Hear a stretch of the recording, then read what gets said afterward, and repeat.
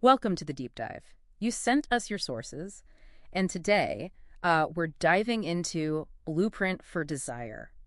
It's a fictional piece, but we're treating it like a case study. Right, focusing specifically on Serafina Rossi. Exactly. Her first few days at Valerius Construction.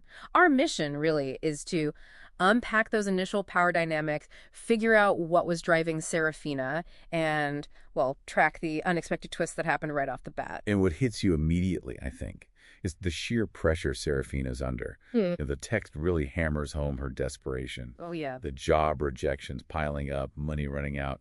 It paints this picture of someone needing not just a job, but like a lifeline, stability. Absolutely. And it mentions she's a workaholic, right? So being unemployed must have been extra tough. Definitely. Which probably explains why she takes that pretty bold step, just walking onto the construction site. A bit reckless, maybe? You could say that. Impulsive, certainly.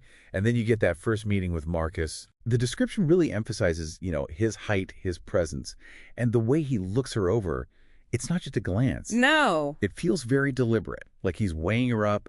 You get the power dynamic instantly. The way she gets hired. Yeah. So weird. Right. No real interview, none of the usual stuff. He just points at a box of files and is like, okay, show me. Plus that very detailed assistant manual she finds, presumably from the last person. Well, that whole hiring thing, it says a lot about Marcus, doesn't it? Yeah. It's a straight-up test. Can you do the job? Practical skills first. Exactly. Forget the formalities for now. And yeah, that manual suggests there's a very specific system in place there. And Serafina just dives in. Apparently, the sound of her working, the filing, actually comforts her. She finishes that first big box pretty fast. And tidies the place up, too, without being asked. Right. And then Marcus comes back, sees the empty box, and there's this moment of genuine surprise, isn't there? Yeah, you can almost picture it. But what's interesting is his reaction. He doesn't just say, good job. He immediately points her to, like, a mountain of other boxes, the whole backlog. It's like he's thinking, okay, let's see what she's really capable of. Constant testing. But she does it. 4 hours later, something like 100 boxes, all done. She even goes to find him to report back. And his response, he has to recheck everything. Recheck it. And then gives this tiny, almost invisible nod. That nod probably means more than a whole speech from someone else, given his apparent personality. It speaks volumes, yeah. High standards, hard to impress. Definitely.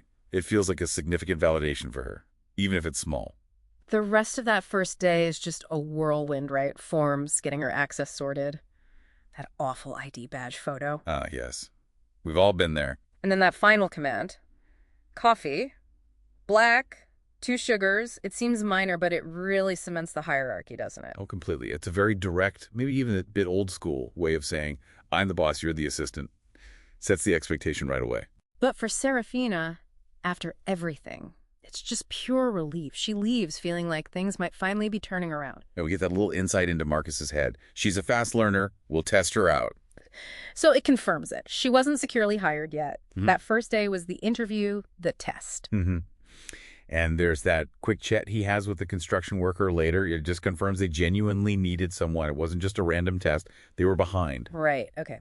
So day 2, the source calls it calculated proximity and calculated chaos. Intriguing title. It starts with Serafina getting in early, making the coffee just how he likes it. Initiative. Smart move. And Marcus arrives almost right away. That first interaction, when he takes the mug, there's a mention of a brief touch. It kind of shifts the tone slightly, introduces this physical awareness. That's a key point because the work itself continues in online training, OSHA videos, data entry later on. But Marcus's physical presence seems amplified. How so? Well, the text mentions him standing really close when he's showing her the company portal on the computer. Serafina notices, like, his breath on her neck, his arm brushing hers. Maybe accidental at first, but it creates this tension. Yeah, a heightened awareness. And the tasks move on to procurement, ordering supplies, big stuff, lumber, steel. Even a bulldozer. Right. And again, he's explaining the forms, the procedures, and he's close again. Same descriptions, breath on neck, arm brushing. Makes you wonder, is this purely instructional? Well, the text explicitly says Marcus is aware of her reactions. Yeah. And it mentions a subtle smirk. Oh, okay.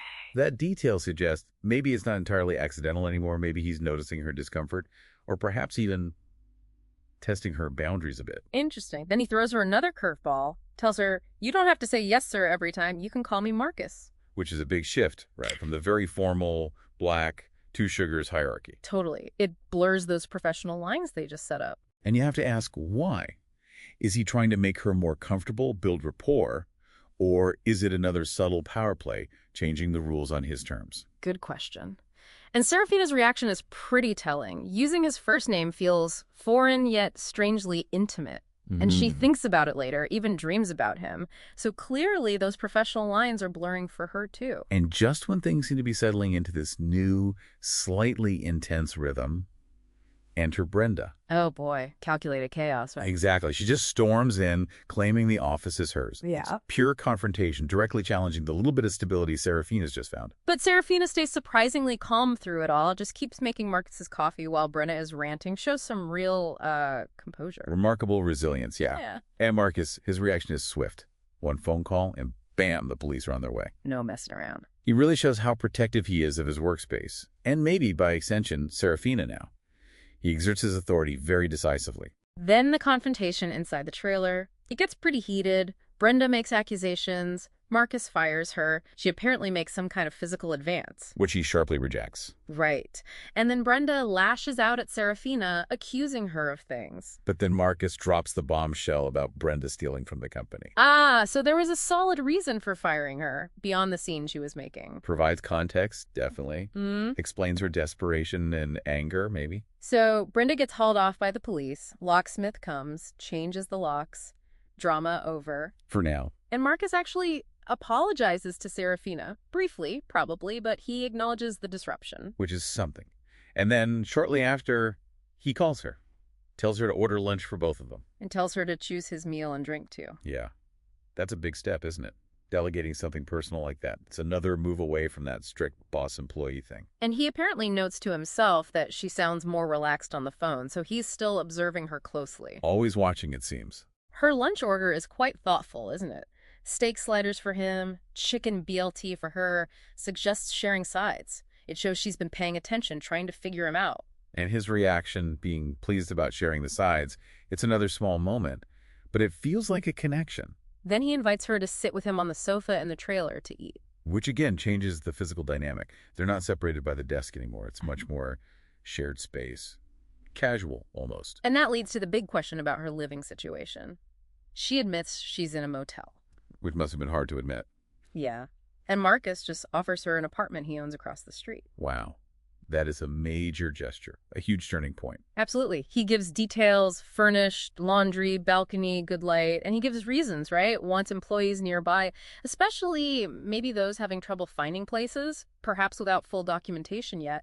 So there's a practical angle presented, but it still feels incredibly personal. Especially when he reveals it was one of his personal apartments, never rented before. That adds a whole other layer, doesn't it? It makes the offer feel even more significant.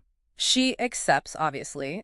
They sort out rent coming off her paycheck. Her whole situation changes dramatically just like that. Such a rapid shift from that initial desperation. The rest of the afternoon is more practical payroll basics, integrating her into the system properly. She even processes her own info. Getting her fully set up. And then he offers her a ride home. Well, not home, but to show her the apartment. And gives her keys. Not just to the apartment. But to an old work truck, too. That's huge.